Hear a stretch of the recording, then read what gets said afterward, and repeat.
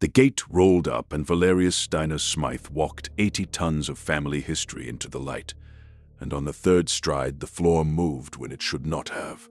Not the floor, the gyro.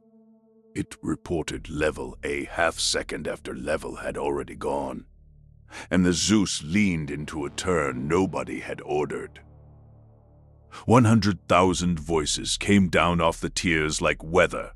Across the sand, a 95-ton Banshee had already begun to walk. Nothing would stop it. 9 weeks earlier, on a wet morning in the spring of 3037, in the hill country north of New Yoko, the old Duke of Tamar had gone out to look at his orchards, and had not come back. They found him at the bottom of a terrace wall.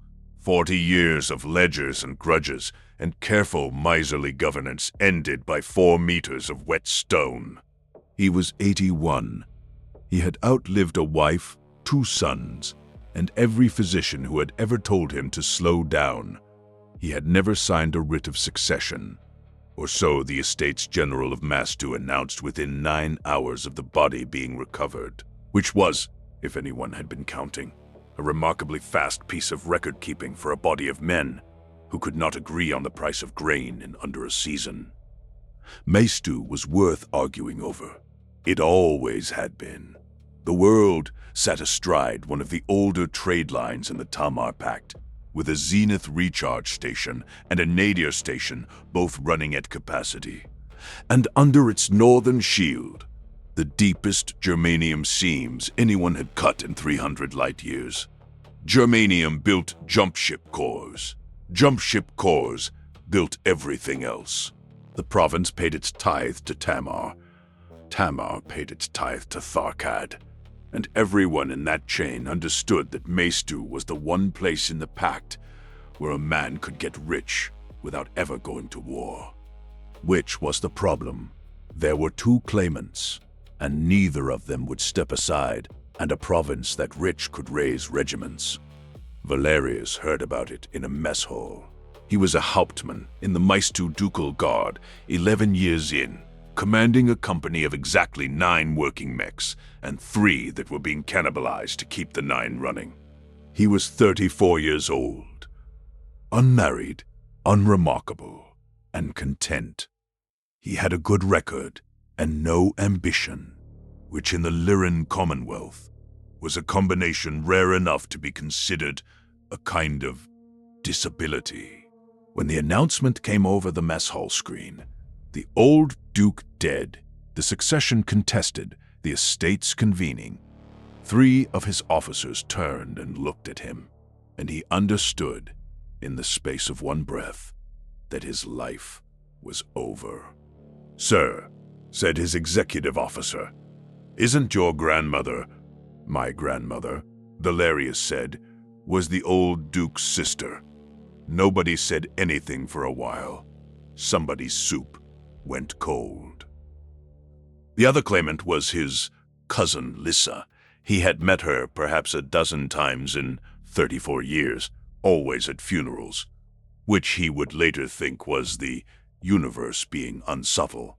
Baroness Lyssa Steiner-Smythe held a barony in the eastern uplands, ran 4 mining concerns, sat on the boards of 2 more, and had a reputation among the Mastu gentry as a woman who did not lose arguments so much as outlive them. She was 3 years older than Valerius. Her father had been the old Duke's nephew by the other line, which put her exactly as close to the ducal seat as he was, and precisely as far. The difference was that she had spent 9 years preparing for this, and he had spent them changing actuator seals. The Estates General met for 13 days. On the 14th, they invoked the Judgment of Arms. It was an old instrument, older than the Commonwealth itself, written into the Tamar Pact's founding charter back when the pact had been 6 worlds and a shared hatred of pirates. When succession was contested and no writ existed, and when the contest threatened the peace of the province, the estates could put the question to arms. 1 champion for each claim. The claimants themselves, if they were able to pilot, And both of them were, because in the Tamar Pact, you did not inherit a landhold unless you could sit in a cockpit. Single combat, in the lists, under the eye of a marshal appointed by the estates. Whoever remained standing held the province. The lawyers on Tharkad hated it. It had not been invoked in 206 years, but the alternative was a Lyran province with 2 armies in it, 4 jumps from the Draconis Combine border, and everyone from New Yoko to Tamar to the Archon's Council understood exactly what the Combine would do with that. So the estates chose the ugly, medieval, bloody thing, because the ugly, bloody thing killed 1 person instead of 40,000. Valerius flew back to New Yoko on a chartered lifter, still in uniform, and went straight to the family armory rather than the family house, because the house was full of relatives, and the armory was full of the only 2 people he actually wanted to see.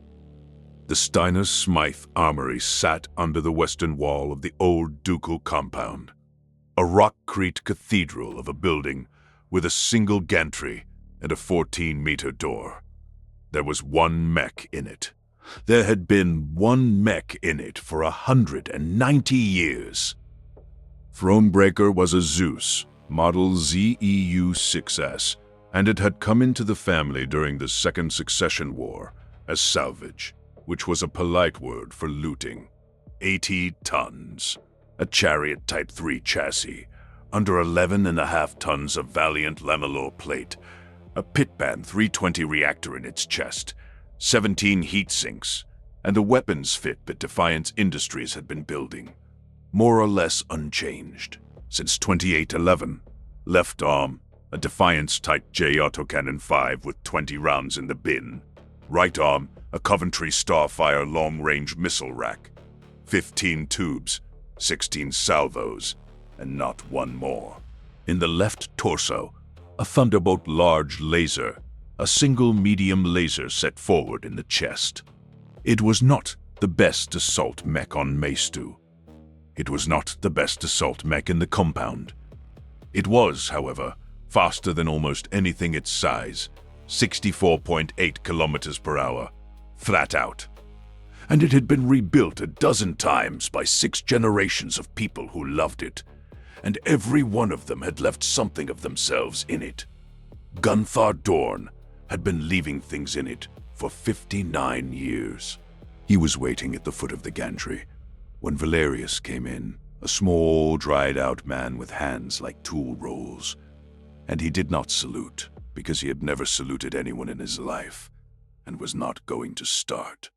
"They told me you were coming," Dorn said. "They tell you everything. They tell me nothing.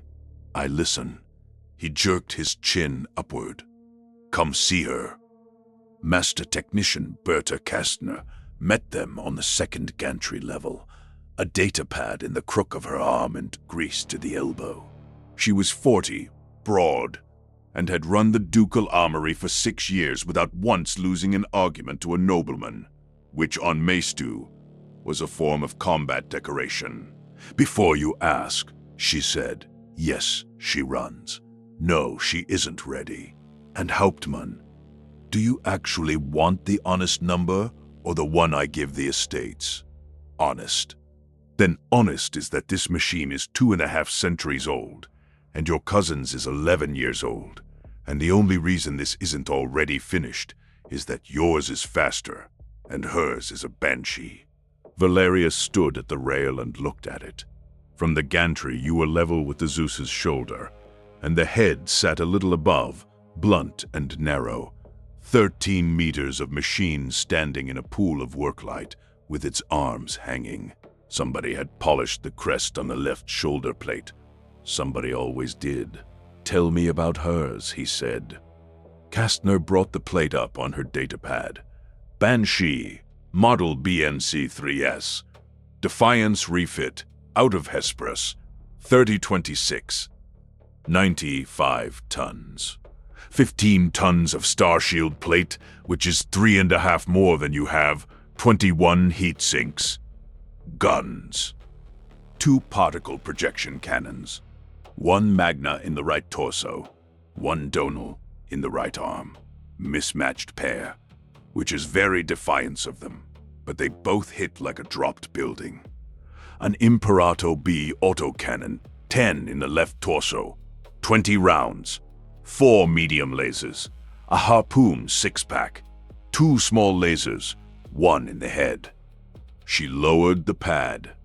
That is roughly twice your throw weight, sir. And her speed? 54 kilometers per hour, flat out. Pit band 285. They took the big engine out to make room for all of that. Valerius did the arithmetic, and for the first time since the mess hall, he felt something other than dread. I'm almost 11 kilometers an hour faster than she is. Yes, sir. That's the whole thing then. That's the entire fight. He tapped the rail. She can't catch me, and I can't stand still. Everything else is detail. Behind him, Gunther Dorn made a sound that might have been approval and might have been phlegm. That's what your great-grandfather said, the old man told him. Word for word, he won. The next 6 weeks were not about the Mech. Valerius had assumed, naively he understood later, that his side of it would be the fighting. What he got instead was rooms. Rooms with long tables and short windows, and men who smiled at him with the lower half of their faces. Chancellor Eberhard Voigt ran the Estates General of Mastu the way a good coachman runs a team. Nobody ever saw him use the whip. He was 60, elegant, unfailingly courteous, and had held his office through 3 dukes. On the 4th day after Valerius returned, the Chancellor summoned him to the estate's house and expressed, at great length and with enormous sympathy, a concern about his bloodline. Your grandmother's marriage, Voigt said, was contracted off-world, on Severin. The estates have no primary record of it, only a certified copy. A certified copy is a record. A certified copy is a claim about a record, the Chancellor smiled. I am not suggesting anything. I am telling you what will be suggested, so that you are not surprised when it is. It was suggested 4 days later, in open session, by a member from the Eastern Uplands who owed his seat to Lyssa's mining concerns. It was suggested again the following week by 2 more. A tribunal was convened to examine the certified copy. The tribunal sat for 9 days and found the copy valid. And Valerius understood by then that finding it valid had never been the point. The point had been 9 days of Maestru hearing the word bastard on the evening broadcast. The garrison was worse. Hauptmann General Sigrid Falke commanded the Maestru March garrison, which meant she commanded 3 battalions of mechs, 4 of armor, and every aerospace asset in the system. She had bought her commission at 22, and had never in 28 years of service been closer to combat than an inspection line. Lyrans had a word for officers like her, and they used it the way you use a word you are too tired to stop using. Social General. She wore it like a decoration. Falke was scrupulously, elaborately neutral. She said so constantly. She said so while quietly transferring 2 loyal ducal guard companies to a survey posting in the southern ice, while assigning the estate's house security detail to officers from the eastern uplands, and while informing Valerius, with tremendous regret, that his own company would not be permitted within 200 kilometers of New Yoko for the duration, as their presence might be construed as intimidation. You've stripped me of everyone who'd stand behind me, Valerius said. I've stripped both claimants equally, Hauptmann. Her hands were folded. Her nails were very good. The Baroness's household troops are also confined. You will find I am entirely even-handed. The Baroness's household troops are 400 kilometers away in barracks she owns, General. Mine are 1,200 kilometers away on a glacier. Distance, said Falke, is not a matter for this office. He got up and left before he said the thing that would have ended his claim in a sentence. And behind all of it, everywhere, in every room, in the phrasing of every motion, and the ownership of every news sheet, sat the Hessel Consortium. Kastner found it, not Valerius. She had spent a career reading manifests, and she read the estate's public filings the way she read a parts list, looking for the line that did not belong. It took her 2 weeks. The Hessel Consortium was a shipping and munitions house out of the packed interior, and in the 11 months before the old Duke died, it had bought, quietly and through 4 intermediaries, minority positions in every commercial venture the Baroness Lyssa owned. In the 4 months before he died, it had opened an office in New Yoko and hired a former estates clerk. And, in a filing dated 6 days after the funeral, it had petitioned the estates for a 99-year lease on both recharge stations. Contingent. The word was actually in the document, in the flat language of contract, contingent upon the resolution of the ducal succession. They wrote it down, Valerius said when she showed him. He said it 3 times. They wrote it down. Rich men always write it down, Kastner said. That's how they know who owes what. He took it to the marshal. Advocate Wilhelmina Haldane had been appointed marshal of the lists by the estates because she was the only jurist on Maistu that both claimants had failed to find a way to object to. She was 72, walked with a cane she did not need, and had spent 30 years on the provincial bench putting well-born men in prison. She read the consortium filing twice, in silence, in her chambers, with a cup of tea going cold at her elbow. This is disgusting, she said. It is also legal. Marshal. Hauptmann, listen to me, because I am going to say something you will not want to hear. She set the document down and squared it, edge to edge, with the corner of the desk. Corruption is not a defense against a claim.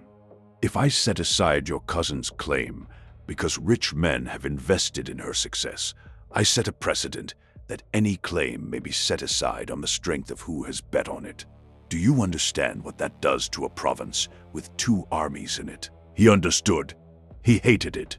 He understood. Then what is this for? He said. It is for after, said Haldane. Win, and this is evidence. Lose, and it is paper.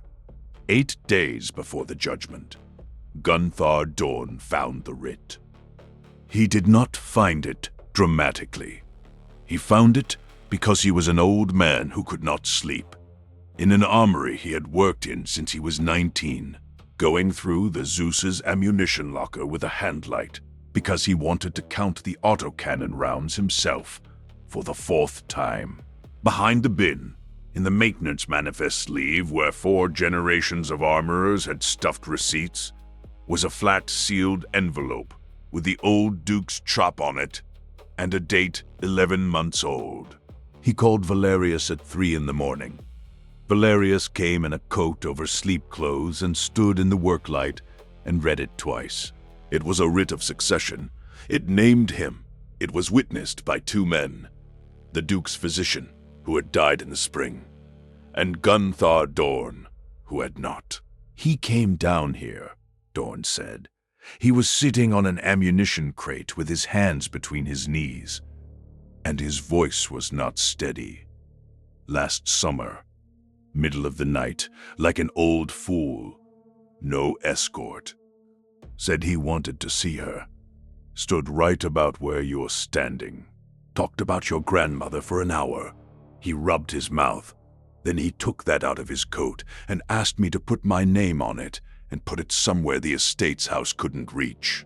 So I put it in the Mech, because nobody in the estate's house has ever put a hand inside that machine in their lives. Why didn't you tell me? Because he told me not to.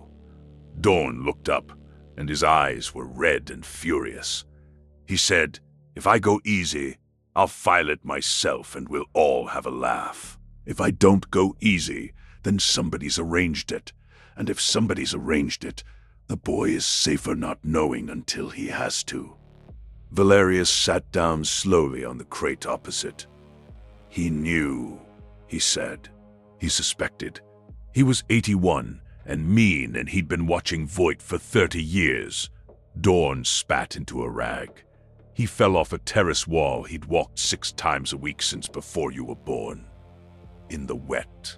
Alone." And 9 hours later, the Chancellor announced there was no writ. He folded the rag. 9 hours.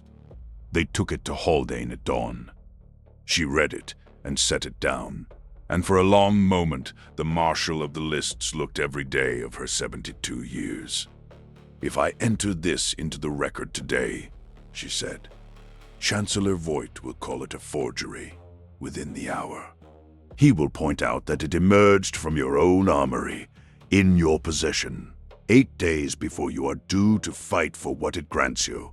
He will demand a document tribunal.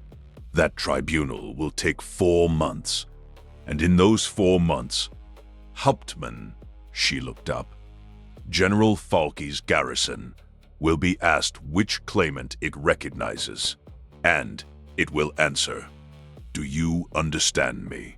The judgment of arms exists precisely so that question is never asked out loud. So, the truth makes it worse. The truth arrives too early makes it worse. That is not the same thing, and you will need to learn the difference if you intend to govern." She put her hand flat on the writ. "I will take custody of this. I will seal it under the Marshal's chop, which means it cannot be altered and cannot be destroyed. And I will not open it until the lists are closed. If you win, it is a formality that makes your claim unassailable. If you lose, if I lose, it's paper. If you lose," said Wilhelmina Haldane, "it is a very good reason for you not to lose." They arrested Gunther Dorn 6 days before the judgment. The charge was theft of ducal property. The property was a set of torque wrenches he had signed out in 2996 and never signed back in, because he had been using them every day since. Estates House security took him out of the armory at midday, in front of 11 people, without cuffs, politely.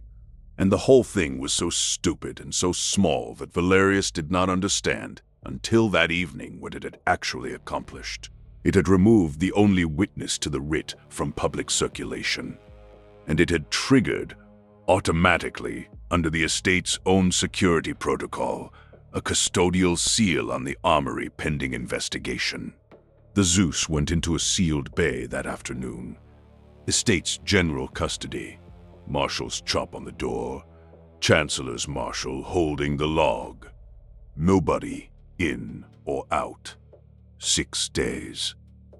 Kostner fought it in 3 separate offices and got nowhere. Haldane fought it and got the seal reduced from 6 days to 4, which was worth precisely nothing. Because the machine still went out of Valerius's hands entirely and came back 2 days before the judgment with a certificate saying it had not been touched. Gunther Dorn died in a holding cell on the 3rd night. The report said, a fall. He was 78. There was an inquiry, which found nothing. And there would have been an inquiry that found nothing regardless. And Valerius knew that, and knowing, it did not help. He went to the funeral in uniform. There were 22 people. Kastner stood on his left and did not cry, and gripped his sleeve once, hard, when they lowered the box. 59 years, she said afterward in the car. He put a hand on that machine every single day for 59 years. I know, sir. She turned in the seat. I want to say this once, and then I will not say it again. I could not inspect her. 4 days, and I could not inspect her, and I have a certificate from a man I would not trust to tell me the time. She was very steady and very white. Do not trust the machine. She's all I have. I know that too, said Berta Kastner. That's why I'm frightened. The Colosseum at New Yoko held 104,000 people and had been built 3 centuries before for exactly this. The lists were an oval of raked yellow sand, 600 meters on the long axis and 350 across, ringed by a retaining wall, 18 meters high, and by tiers rising above that into the haze. Down the center line ran the spine. 7 rockcrete blocks, each about 8 meters tall, staggered so that no straight line existed between the gates. Along the northern curve lay the bleed, a sunken water channel, 20 meters wide and 2 deep, that they used to wash the sand down between events, and that had, in 300 years, drowned 2 men and 1 mech. It was the middle of a Maistu summer. The sand had been in the sun since dawn. Valerius came up the tunnel at 4 minutes past noon, with the neuro helmet already seated and his hands loose on the sticks, and he did the last of the walkthrough by feel, the way Dawn had taught him. Reactor at idle hum. 17 heat sinks reading green, 20 rounds in the autocannon bin, 16 salvos in the missile magazine, 184 points of valiant lamello plate wrapped around everything that mattered. The marshal's voice came over the general channel, dry and unhurried, and read the terms of the judgment of arms to 104,000 people who had heard them 9 times a day for a week. Then the gate rolled up, and on the 3rd stride, the world lied to him. It was so small. That was the horror of it. A gyro does not announce itself. It is 4 tons of spinning mass in the chest of the machine, and it exists to tell the mech which way down is. And it tells the neuro helmet, and the neuro helmet tells the soft, wet animal in the cockpit. And in his whole life, Valerius had never once thought about the conversation. Now the conversation had a delay in it, half a second, perhaps less. The gyro would report level, and level would already be gone, and the correction would arrive for a world that no longer existed. And the Zeus would lean into a turn nobody had ordered, while 80 tons of momentum went looking for somewhere to fall. His inner ear said one thing. The neuro helmet said another, half a beat behind. His stomach turned over and kept turning. Somebody had gone into the gyro housing. Somebody had gotten inside the correction loop and put a lag in it, and had done it in a sealed bay under the Chancellor's Marshal's log, and had done it well enough that the machine passed a walk test. Because a walk test is a straight line, and this thing did not fail in straight lines. It failed the moment he had to be anywhere but where he was. 580 meters away, the Banshee cleared its gate. Regnant was 15 meters of pale gray machine, with the Upland's crest in black on its chest, and it was pristine in the way that only a machine nobody has ever needed comes out pristine. It stood a moment in the gate mouth, while the tears came apart screaming. Then it began to walk, and it came on exactly as fast as a 95-ton mech with a Pitban 285 can come on, which is to say 54 kilometers per hour, which is to say slowly, which is to say inevitably. Valerius keyed the private channel. His voice, when it came out, surprised him with how level it was. Lyssa. Cousin? She sounded pleased. Not cruel. Pleased the way you sound at a good hand of cards. You look nervous. You had my machine in a sealed bay for 4 days. So did the Marshal. So did the estates. A pause. Are you accusing me of something, Valerius? On an open loop. It's a closed loop. Nothing in the lists is a closed loop. He could hear her smiling. Fight. It's the only honest thing either of us has done in 9 weeks. The range closed. 580 meters. 560. And Valerius, sick to his stomach, half a beat out of phase with his own body, remembered that at 580 meters, He was the only person in the arena who could shoot. The Coventry Starfire threw 15 missiles at a time and reached out past 600 meters, and neither particle cannon on that Banshee could touch anything past 540. There was a window. It was about 40 meters wide, and it was moving toward him at 15 meters a second, and it was the only free thing he was going to be given all day. He did not try to run. Running was falling. He set his feet, took the torso around in the slowest twist he had ever made in his life, felt the gyro's correction arrive half a beat late and ride it instead of fighting it, and put the pipper on the gray machine's chest. The first salvo went high and left. 15 missiles walked up the sand ahead of the Banshee and cracked against the retaining wall in a rolling string of flat detonations, and the crowd noise doubled. He breathed out and dropped the second salvo into her. It hit across the right shoulder and the arm was where the Dono particle cannon lived, and for one bright second Valerius let himself hope. Gray plate came off in sheets. The Banshee's stride broke, recovered, came on. 14 salvos left, 540 meters. Both particle cannons fired at once. He had been hit before, in border skirmishes, and one very bad afternoon on a pirate world. And it was never what people imagined. There was no sound. There was a white flash somewhere at the edge of vision, and then the entire machine rang like a struck bell, and the readouts went to hell for a second and a half.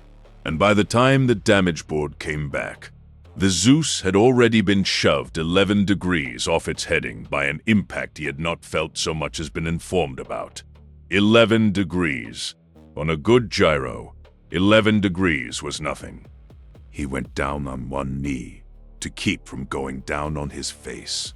That was the moment the fight actually started, because kneeling in front of 104,000 people taught him 3 things in about 2 seconds. The first was that they thought he was hit worse than he was, and so did she.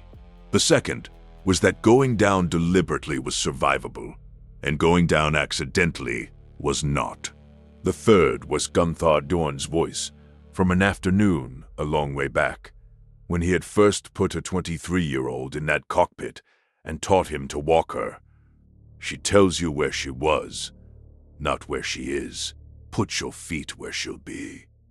The gyro was half a second behind. Fine. Then everything he did had to be half a second early. He stopped trying to correct and started trying to predict. He stopped answering the machine and started leading it. It was like conducting an orchestra by post, and it was exhausting in a way that had nothing to do with muscle. And within 90 seconds his flight suit was soaked through. But he got up. And when he got up, he was already turning because he had begun the turn before he was upright. And the correction that arrived half a beat late arrived exactly on time. 440 meters. He put the Thunderbolt large laser across her and felt the heat come up through the floor. 8 points of it, the cockpit temperature ticking, sweat crawling into his eyes. And the Defiant's autocannon started walking 5-centimeter shells into her chest at 1 round a beat, and the range came down, and both particle cannons hit him again and took the entire left shoulder assembly down to structure. 19 rounds. 18. At 420 meters, her autocannon 10 came into it, and she began, without ever noticing, to make her first mistake. 2 particle cannons were 20 points of heat. The Imperator was 3 more. 23 points into a machine that could shed 21, which is nothing. 2 points. A rounding error, the kind of margin a pilot ignores for the first minute and then ignores for the second. Valerius did not ignore it. He watched the number on her heat signature go up by 2, and 2, and 2, and understood, with a clarity that felt almost restful, exactly how this fight was going to have to be won. He could not outshoot her. He could not out-armor her. He had one gyro that lied, and one arm that was already sparking, and 18 autocannon rounds and 6 missile salvos against a machine that carried twice his throw weight and 3.5 more tons of plate. But she had 21 heat sinks and a temper, and she had never in her life had to be patient. So he made her chase him. He went into the spine.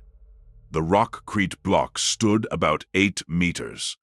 On a 13-meter Zeus, that meant cover to the hip and belly and nothing above, which was useless for hiding and perfect for what he actually needed, which was to break her firing lines and make her walk. He put a block between them and shuffled. Never ran, never once ran, because running was falling, and came out the far side at an angle she had to turn 95 tons to answer. She turned. The Banshee's turn took 2.5 seconds. His took 2, and hurt, and cost him a stagger he covered by putting the right arm out against a block. He fired the large laser into her flank, and got the chest, and the autocannon put another round into the same place, and then he was behind the next block and she was firing at rockcrete. 17 rounds. "You're running," Lyssa said, "on the open loop now, the loop that fed the tears. Look at him. He's running." The crowd heard it. The crowd made a noise. "I'm walking," said Valerius, and did not key the channel, and let her have it. Twice more around the spine. Twice more she committed to a firing line, and twice more he was not in it, and each time she spent strides on turning that she would rather have spent shooting, and each time the Imperator's 20-round magazine got shorter. He took a particle cannon through the right leg at 290 meters and nearly lost everything. The whole machine went over, and he caught it with a step he had begun before he knew he needed it. Half a beat early, Dorn's voice in his ears, and he came out of that stumble into a clean shot at her right arm and put 4 autocannon rounds and the large laser into the shoulder where his second missile salvo had already stripped the plate. The donal particle cannon came off the Banshee in a spray of gray and went into the sand. The Colosseum came apart. 14 rounds, 14 salvos. His own heat riding at the top of the yellow, because a mangled gyro fights itself, and the correction motors had been running at full draw for 6 minutes, and the waste had to go somewhere, and it was going into his cockpit. His flight suit was a wet weight.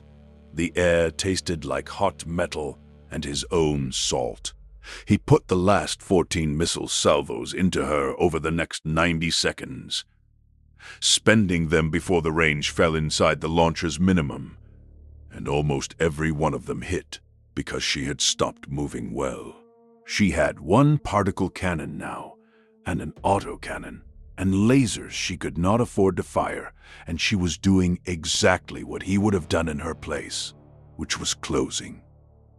Inside 270 meters, her 4 medium lasers finally reached him, and she used them because she had been walking through his fire for 6 minutes and she wanted it finished.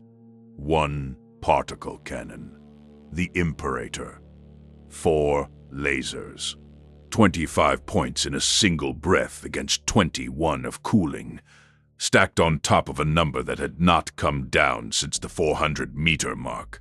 He felt the shot land across his chest and did not care, because he had just watched her cross into the part of the scale where the machine starts making decisions for you. Because inside 90 meters, a particle cannon cannot be aimed. The field shaping needs distance.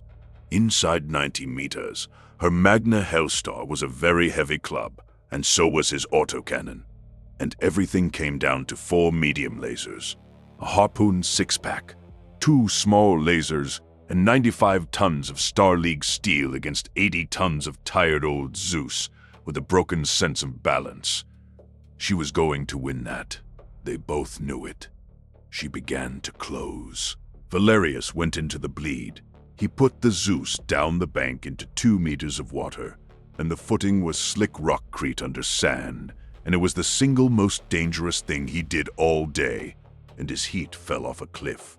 The cockpit temperature dropped 14 degrees in 15 seconds. He could see again. He could think again. And standing in the water, with 104,000 people screaming and a 95-ton machine walking toward him along the top of the bank, Valerius Steiner-Smythe did the only genuinely political thing he had done in 9 weeks. He opened the arena's public channel, the one the marshal used, the one that fed every screen in the Colosseum and every broadcast on Mace 2. And he said, flatly, without heat, "My gyro was cut in the Estates General's sealed bay, under the Chancellor's Marshal's log, 4 days ago. The noise did something strange. It did not stop. It changed shape." "That's a lie," said Lyssa, instantly. On the same channel, and the thing that made Valerius's chest go cold was that she did not sound like a woman defending herself. She sounded like a woman who had just been told something. "Ask him," Valerius said. "You've won 9 weeks of arguments, cousin. Ask him whether he thought you could win this one." For 4 full seconds, the Banshee did not move. 4 seconds is a very long time in a fight. It was the length of the whole rest of the judgment. Because when Regnant came on again, it came fast and badly, straight down the bank into the channel, and it came firing. And Valerius, who had been fighting a half-second delay for 12 minutes, and had finally, somewhere in the last 2, stopped experiencing it as a wound and started experiencing it as a fact, did the thing he had been building towards since the moment he first went down on one knee. He let her see him fall. He threw the right arm wide, dropped the shoulder, and let the Zeus go over sideways into the water, the way it had been trying to go over all day. And it was not acting. He genuinely lost it. He simply chose the moment and the direction, and 80 tons went down into 2 meters of water with a sound like a building failing, and the Colosseum howled, and Baroness Lyssa Steiner-Smythe came down the bank to finish it and fired everything she had. 2 particle cannons. 1 particle cannon at 30 meters, far too close to shape a field wild. The Imperator, which hit. 4 medium lasers, which hit. The Harpoon's 6-pack, which hit. 2 small lasers. 31 points of heat, all at once, on top of a number that had been climbing for 11 minutes, into a machine that could shed 21. The Banshee's reactor did what every fusion plant in the inner sphere is built to do. When its coolant loop is asked for more than it has, it saved itself. Every safety in the chain dropped at once, and 95 tons of Star League steel went from a walking machine to a falling object in the middle of a stride, on a wet bank, and there is no piloting skill in human history that recovers from that. Regnant went down the slope on its side into the channel and did not get up, and Valerius, in 2 meters of water, with a gyro that lied to him and a left arm that no longer answered, and 14 autocannon rounds he was never going to get to use, had to stand up. It took him 22 seconds. He would remember every one of them for the rest of his life. He got the right arm under himself and pushed, and the gyro told him he was upright when he was still 11 degrees over, and he waited. He made himself wait. Half a beat, the longest half a beat of his life, and then corrected into a world that had not arrived yet, and the Zeus came off the channel floor, streaming water, and the tears made a sound he did not have a word for. He walked 40 meters. He looked down at the Banshee lying half in the water, with its reactor cold and its cockpit dark, and he raised the right arm. The Coventry launcher housing on a Zeus is set back around a central core, and it has been built that way for 2.5 centuries, for one reason, so the arm can be used as a club. Every armorer who ever worked on one knew it. Gunthar Dorn had told him about it when he was 23, and had been pleased about it, in the way old men are pleased about a well-made thing. Valerius brought it down on the Banshee's left hip actuator. He brought it down again on the right. He did it carefully and precisely, and twice on each. And when he was finished, Regnant was a 95-ton machine that would never stand again under its own power, and its pilot was entirely unharmed, and the judgment of arms was over. He put the medium laser on the cockpit and held it there and did not fire. "Marshal," he said, on the general channel, "the lists." "The lists are closed," said Wilhelmina Haldane, and her old, dry voice went out over 104,000 people and every broadcast on the world. "By the judgment of arms and under the charter of the Tamar Pact, the claim of Baroness Lyssa Steiner-Smythe is set aside. The Duchy of Maestu passes to Valerius Steiner-Smythe. Stand down your weapon, Duke." He did not stand it down for 9 more seconds. He was not certain he could have explained why. Then he lowered the arm and backed the Zeus 3 steps, and stood in the water while the emergency crews came out onto the sand.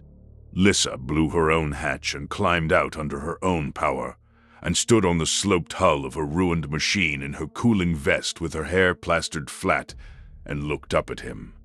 He could not see her face at that distance. He did not need to. Then she turned and looked at the estate's box. That was the image that ran on every screen on Maestu for the next 4 days. Not the fall. Not the club. A woman standing on a dead Banshee in a drainage channel, looking up at the row of seats where Chancellor Eberhard Voigt was already, visibly standing to leave. She testified for 9 hours. She did it out of fury, not conscience, and Valerius never pretended otherwise, and it did not matter. She had been the consortium's instrument, and she had believed she was its partner, and the discovery that Voigt had cut a gyro to guarantee a victory she was certain she could have won honestly was the one insult her pride could not metabolize. She gave them the Hessel filings. She gave them the meetings. She gave them the 11 months of quiet purchases before her great-uncle went over a terrace wall he had walked 6 times a week for 60 years. Berta Kastner gave them the rest. She pulled the gyro housing out of the Zeus on the 2nd day, with the Marshal's investigators standing on the gantry beside her, and she showed them shim stock that had never been in a Defiance parts list, and torque marks 4 days old on fasteners that had last been touched, according to the maintenance log, in 3031. And on the 3rd day, Wilhelmina Haldane broke the Marshal's chop on an envelope in open session, and read out a writ of succession, witnessed 11 months before the old Duke died, by a physician who was dead, and an armorer who was dead, naming Valerius Steiner-Smythe heir to the Duchy of Maestu.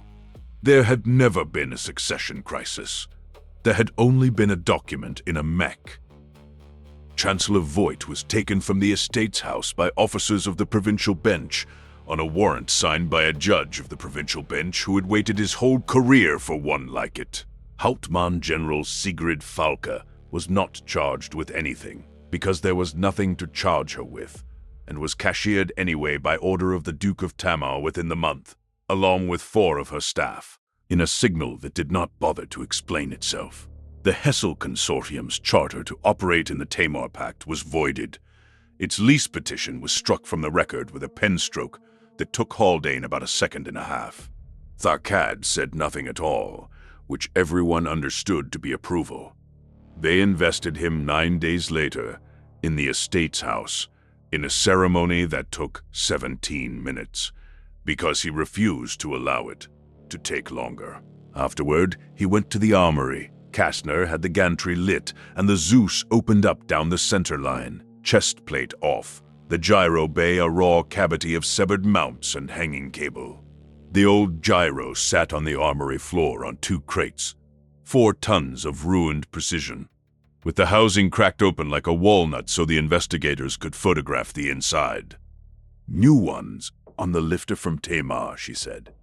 90 days. And she's better than she was. 90 days. You want it faster? You can go stand in the bleed for another 12 minutes. She wiped her hands. "Sir." He walked over to the crates and looked down at the thing that had nearly killed him. Somebody had wanted him dead so badly that they had reached inside 190 years of his family and put a half-second lie in the middle of it. And they had failed, and Gunther Dorn was still dead, and those 2 facts sat next to each other and refused to balance and were going to keep refusing for a long time. He reached down and worked one of the shims loose. 4 centimeters of steel, thinner than a fingernail, machined by somebody who had known exactly what they were doing. "I'm keeping this," he said. "Thought you might." Kastner came and stood beside him at the rail, and for a while neither of them said anything, and the building ticked and settled around them the way it had ticked and settled for the better part of 2 centuries. "They'll come again," she said eventually. "Not those ones. Others. Recharge stations and germanium, sir. That doesn't change because one man went to prison. I know. Do you know what you'll do?" Valerius Steiner-Smythe, Duke of Tamar, holding a life he had never wanted and was not going to be allowed to give back, put the shim in his breast pocket next to a dead armorer's tool tag and looked up at the machine. "I'll walk," he said, "half a beat early. It's the only thing I've ever been good at." Above them, in the work light, somebody had already polished the crest on the left shoulder plate. Somebody always did.